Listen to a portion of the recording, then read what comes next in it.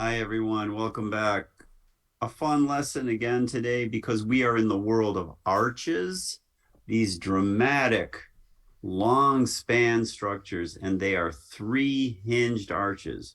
So we have a hinge at the base, and the structure can rotate on that hinge, but cannot translate.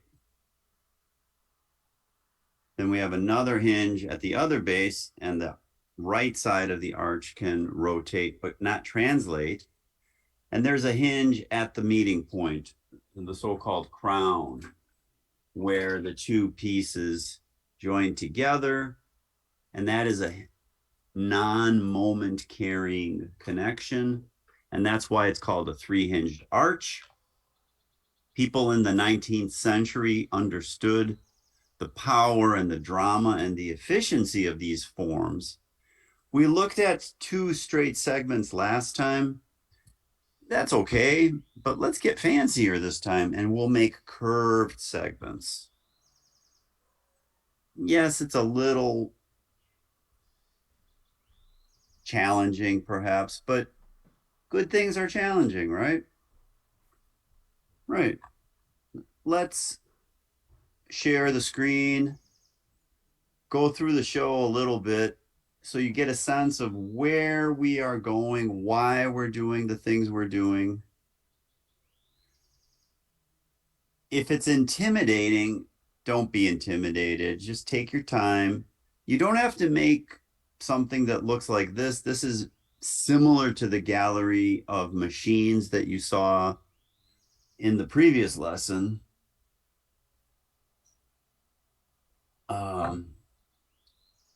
This is in the book. We won't do this problem, but let me explain the features of this example because it's more complicated than what we're going to do today. In this example, the form is complicated. You must mathematically define the form of the left arch. You must mathematically define the form of the right arch because you need to recreate those forms in the perturbed configuration if one of the supports moves. So if you're looking for a reaction, you perturb that reaction and you need to recreate the arch form as a rigid body. That's a very important idea. You need to recreate the perturbed shape rigidly. It just moves rigidly in its new configuration. The loads are a little complicated on this example. We have wind blowing, and wind is considered to be live load. That means it comes and it goes. Live load is projected along one vertical axis if it's wind, or live load is projected along a horizontal axis if it's, for instance, snow load or something. It's projected along the horizontal. If that's super confusing, don't worry about it too much. I'll tell you how to project the loads. Dead load is always projected along the length of the member. It cannot be otherwise because it is the length of the member. So every unit of length of the member induces downward gravity loads. So notice the hash marks on the top of the arch. The hash marks are going down, even though the march is along that incline. Look at the hash marks on the wind. That wind is coming in horizontally, even though the distribution is purely vertical. Hope that makes sense. Notice the little dot. Do you see the dot here and here? What do you think those dots represent? As I sip on my, this is an Arc-E cup. This is actually a kind of a cool cup. Architectural engineering. A little herbal tea here. What do you think those dots represent? Yes, you up in the front, waving your hands frantically. Yes, you are correct. It is the centroid of the distribution. The centroid for us is the balance point. If the distribution is uniform, the balance point is midway.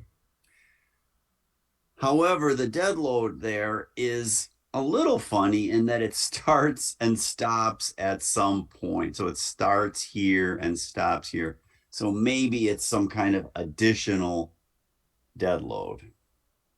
We won't do this problem today.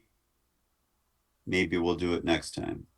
But let's walk through it a little bit because there are some really interesting features here. The first feature is we talked about the centroids. Where is that centroid? Halfway up the vertical load. Where does it hit the arch? So I simply drew a line through the centroid until boom, it hits the arch. That's where it hits the arch. Where does it hit the arch in the other distribution? Boom, that's where it hits the arch. So we will call these load point 1, maybe load point 2, or something like that. And then when we perturb the structure, we need to recreate these load points. Now, how do we do that? Go back to your previous lesson. It's the exact same steps as finding the new crown. We drew chord lengths to get the crown, and that's what we will do here. We will get a chord for the wind, and a chord is just the shortest segment that you can get from the unmoving left to the load point 1, from the unmoving left to the load point 2. So we will draw 2 chords, and that is exactly how we drew the chord to the crown. But in the first example of last class, that chord coincided with the shape of the arch. Remember, it was an A-frame arch. Now the arch is curved in a magnificent, graceful form, yet the chord is still the shortest segment that you can establish. So you'll swing the chord to the crown to establish the new crown. You'll swing the chords of the loads to establish where the new loads are located. I recognize that if you've never done this, that sounds confusing, but I think it's the easiest way of doing it. If you think of something easier, let me know. So here's what I did. I literally drew straight lines. You could see the straight lines. There's the straight line. That's the chord to the wind. There's a chord to the centroid, and I'm using those to establish where the perturbed configuration lands. Here we perturbed the right support horizontally to get the horizontal thrust. This is the giraffe on ice that we discussed last time. Okay, so you're free to look at those shapes in the book. It's a little more complicated than what we will do today. I think one thing may hurt your head a little bit today, and that is even this shape is somewhat challenging in that it's an arc. It's an arc. Why did I make it an arc? I was being creative and I thought this would be a cool stadium roof. It's not a super rational form from an engineering point of view, but it's nice from a programmatic point of view, which is what we discussed last time. In other words, maybe this is a soccer stadium, a football stadium, and you have seating on the right side. You've got seating on the right side. You've got plenty of room for the game, the ball jumping, not jumping, flying through the air. This could be meters, this could be feet. I tried to make it large. And I tried to make it something that isn't straight, so I just made a circular path. I will recreate that circular path in the perturbed configuration, and I'll show you how to do that. So don't worry too much about that. You could use the exact same shape if you want for your etude, which is slightly different than this example. I will want the left support higher than the right support for the etude. The loads are not meant to be tricky at all. In fact, I thought this would make it easier if I just made the load uniform along a horizontal line. So how could that be? What could this even mean? Well, imagine so-called risers or vertical struts connected to the arch, and they all end at the same elevation, which I didn't draw very well. And then you could have a deck, D-E-C-K. And that deck would feel a uniform load, and it would transfer that load down to the arch. But the load is established along a horizontal line.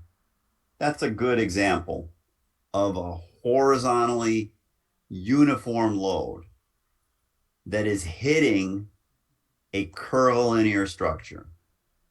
The magnitude of the distribution is irrelevant. Here I said 175 force per length. Doesn't matter. You could come up with a different number. You could use the same number if you want. You could use similar geometries to what I did. Make it feel large, like a big sports facility or a big train station or something like that. You could even put little scale factors in here, which I really like. I just don't like stick people. So you could come up with some kind of little icons, buses. That's the world's weirdest bus.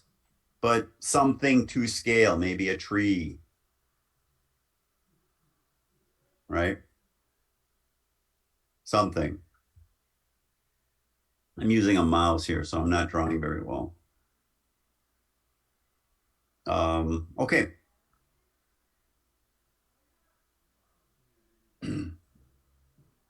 Here's the shape. Notice I gave you some other points. These are important. You'll see why. For now, don't worry about it too much. There's an intermediate point between left and crown. There's an intermediate point between crown and right. And I'm calling that the crest. Thinking of it as a wave. The wave is going up and then down. The crest of the wave is a defining factor of the wave. My surfer friends know what I'm talking about. Don't worry about the crest right now. Given a shape of the arch, and it might be really easier just to think about this as a rigid object cut out of cardboard. Here's the object, there's the object, something like that. But we can't do that on a computer, so we have to manipulate it a little bit. The purpose of this slide is to ask in your mind's eye, what would the perturbed shape look like qualitatively, not quantitatively, but somewhat accurately for a right vertical perturbation. So you're perturbing the right pin purely vertical.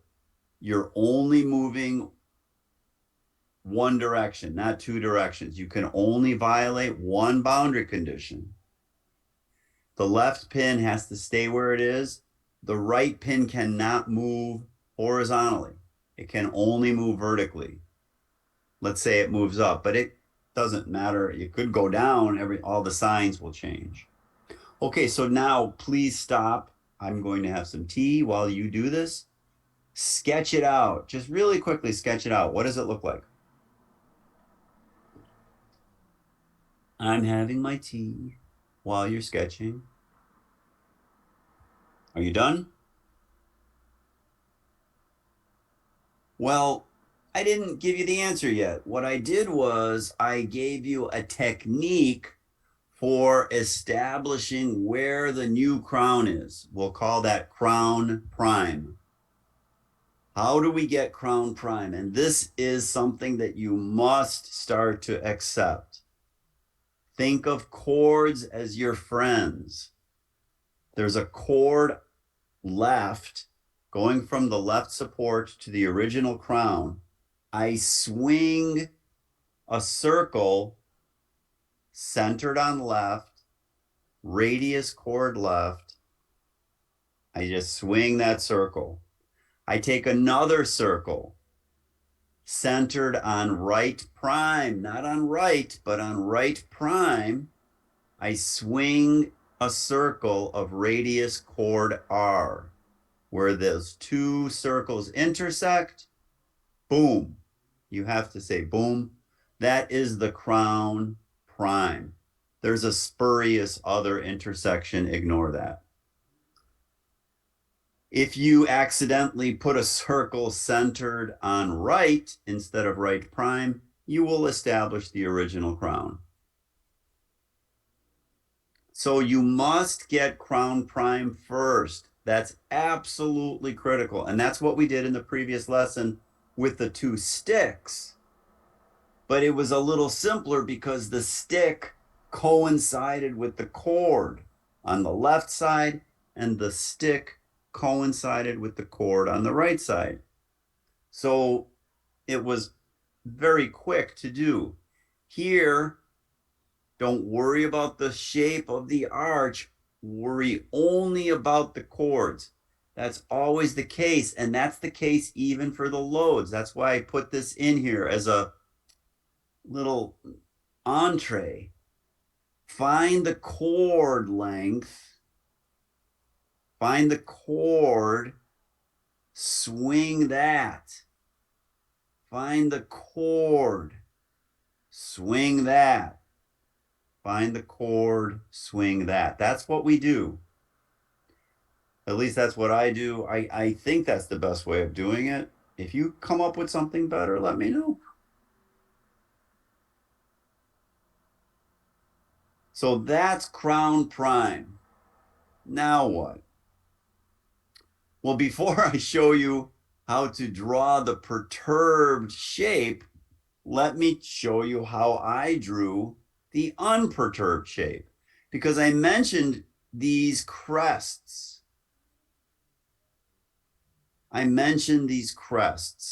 Now, what did I do with those crests? I did not locate them. Look how unusual those numbers are. 16.95, 23.32. That's very fussy. I'm not a fussy person. How did I get that number? In a very easy manner. I took the chord length on the left, I found the midpoint, and then I drew a line perpendicular to the chord left of some rise. I just programmed a number and I called it rise. And that's how high my wave crests relative to the chord. So I drew a circle. I drew a perpendicular line to chord left. The circle is radius rise, which was 10. And I found 12 o'clock and 6 o'clock on that circle, but it's a tilted circle. I hid 6 o'clock. I maintained 12 o'clock. I'm still not done. Let's go on the right side. I took the right chord, found the midpoint, drew a line perpendicular to that chord, drew a circle centered around that midpoint, of radius rise. And you could use a different number here. It doesn't have to be the same rise. It could be very dramatic. Rise left and rise right. And I established crest 2. That does not draw the arch. That just establishes the crests. That same idea will establish crest 1 prime and crest 2 prime. Now look at that and start meditating. The chord length is the same. That's rock solid, right? So I know what the chord left is. You could redraw from crown prime to left and you'll see that it's exactly the same as chord left. I found the midpoint of that new chord left, perpendicular line, same rise, got crest 1 prime. I drew a new segment from crown prime to right prime, found the midpoint, perpendicular line to that chord, a circle of rise radius. I got crest 2 prime. Now, how did I get the arch? Finally. So either in the unperturbed or the perturbed situation, I drew a circumcircular arc. And I love that word. That's a great word. Okay, let's stop here. We don't need to get the load points yet. Let's go to the GeoGebra file.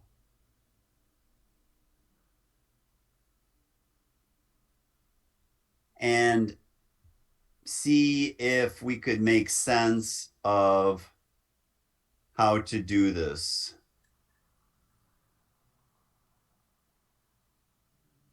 Maybe we should start all over again like we do, right? I guess. Okay, file new.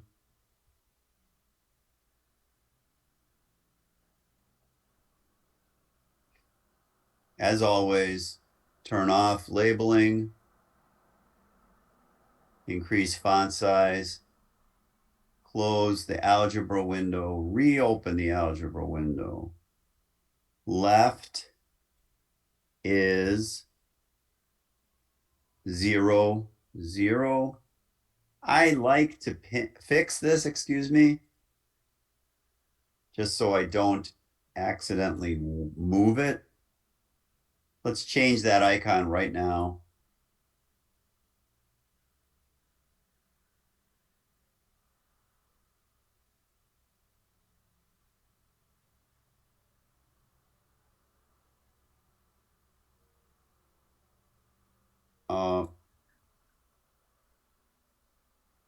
Let's get the coordinates of the crown. The crown is at 45, 0.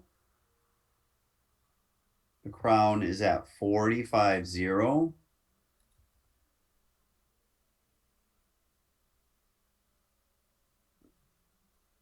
Zoom out so you could see it. Oh, it's not at 45, 0. It's at 45, 30.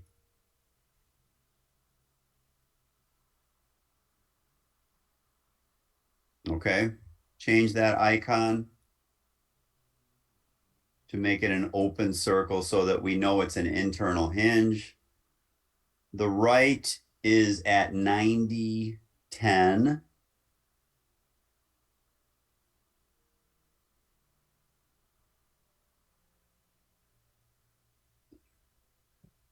Change that icon.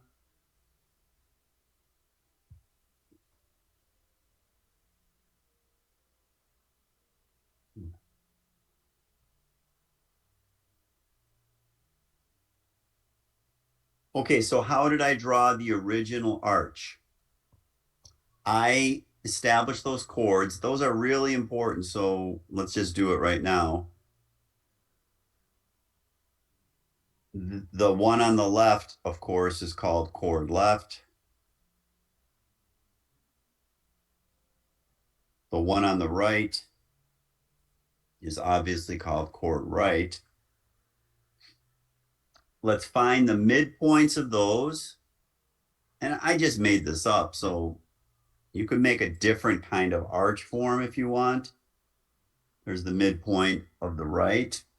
Let's draw a perpendicular line to each chord. And then we establish the rise. And you could do rise left and rise right if you want. I just did rise is 10. There's nothing magic about 10. I just thought it looked good. And I checked with my sports consultants to make sure that the ball would fly during the home run derby or whatever it is. Good sports reference there.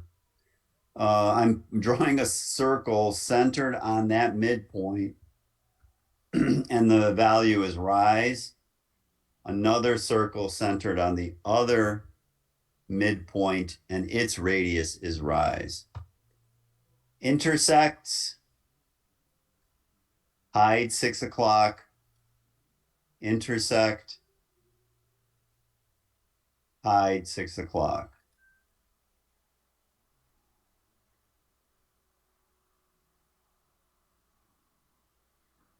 Let's remove the graph paper.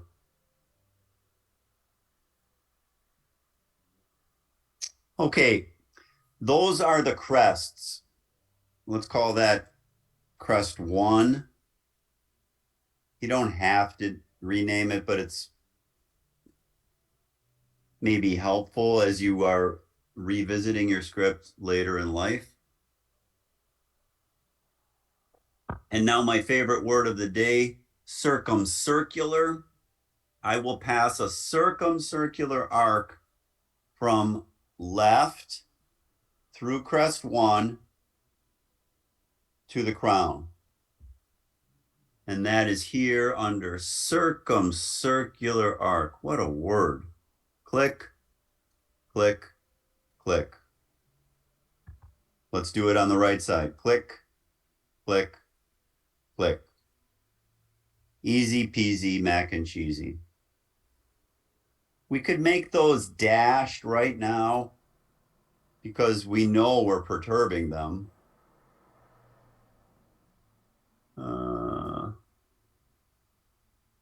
Maybe something like that. I think that looks good. I guess that was a self-congratulations.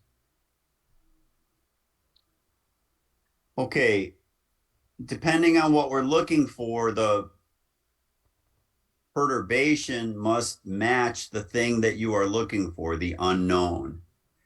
In the PowerPoint, I was looking for the right vertical reaction, so we may as well do that. Let's turn the axes on so we have a nice line to grab. I'll do parallel, take the vertical, pass it through right. Then I like to simply drop the point on that line. Now it's glued to that line. I will change the color to make it look ghosted. And let's call that right prime.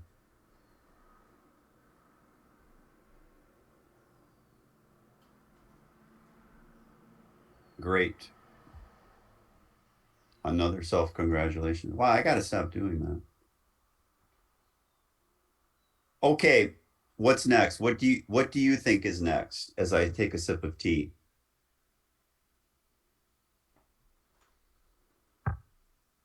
Uh-huh. That's a good idea. Get the crown prime. It has nothing to do with the shape of the arch. It has everything to do with the chords to the original crown.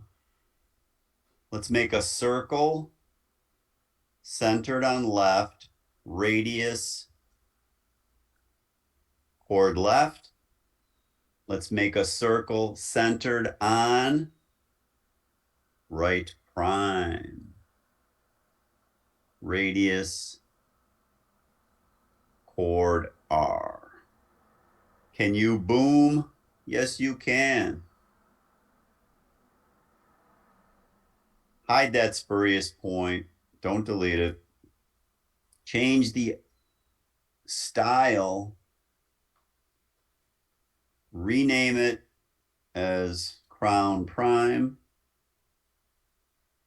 And let's ghost the original crown. That wasn't too hard. And we did this in the previous lesson, but once again, in the previous lesson, the chords coincided with the arch. Here, the chords have nothing to do with the arch. They are the shortest point from the left to the crown and from the crown to the right. That's what defines the chord. Okay, now, can you guess what's next? I'll give you a hint. I'm hiding these.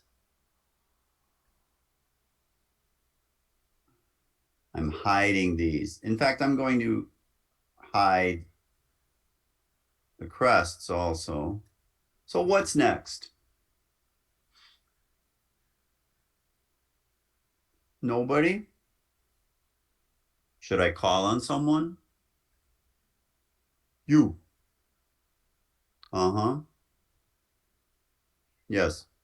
If you didn't hear what that student said, they said, well, if we drew a segment from left to crown prime, that segment has to be of length chord L. It has to be. Let's check. In my example, chord L was 54.08. Let's check out what this number is. 54.08. That's great news. Obviously, it had to be true because everything was following that circle of radius 54.08. What about crown prime to right? What should that value be? Can you see it? Yeah, of radius 54.08. What about crown prime to right? What should that value be? Can you see it? Yes, 49.24. That better be 49.24, and it is. That's good news. Let's hide those numbers because we don't need those. So what's next? Yep, midpoints on each of those. You don't need to rename that point. It's super obvious that that's the midpoint. What's after that? You're so good. You make it look easy. Perpendicular line. Perpendicular line. What's next? Yep. Circle. Radius rise. Circle. Radius rise. 12 o'clock. On the tilted circle, on the tilted clock.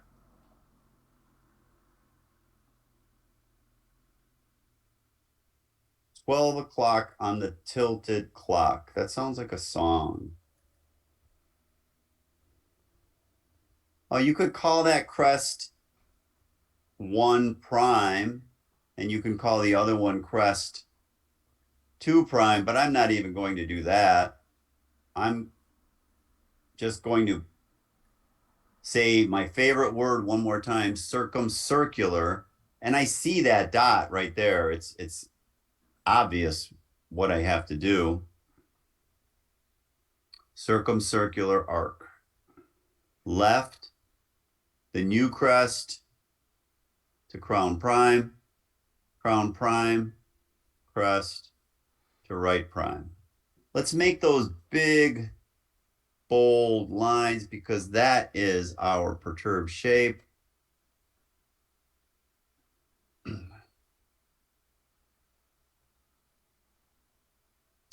Hide everything. I'm leaving these little dots because I know they're going to be cool later.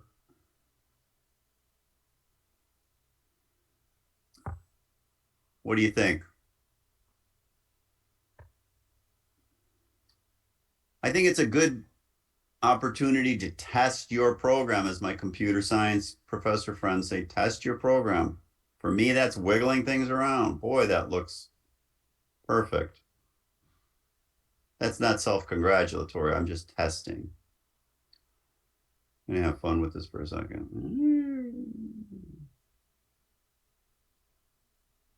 It's not quite the Industrial Revolution, but it's close. Okay, fun and games are over. The load, remember what the load was. Let's go back to the PowerPoint. What was the load?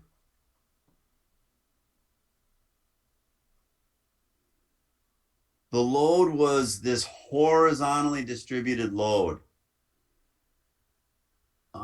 So what I want to do is establish the centroid of the load on the left side of the arch and the centroid of the load on the right side of the arch. That sounds complicated, but it really was meant to be the easiest thing in the world because I forced the load to be uniform on a horizontal line. So all you need to do is get the midpoints of these horizontal shapes. You could do it anywhere. You're just looking for the X values. Hope that makes sense.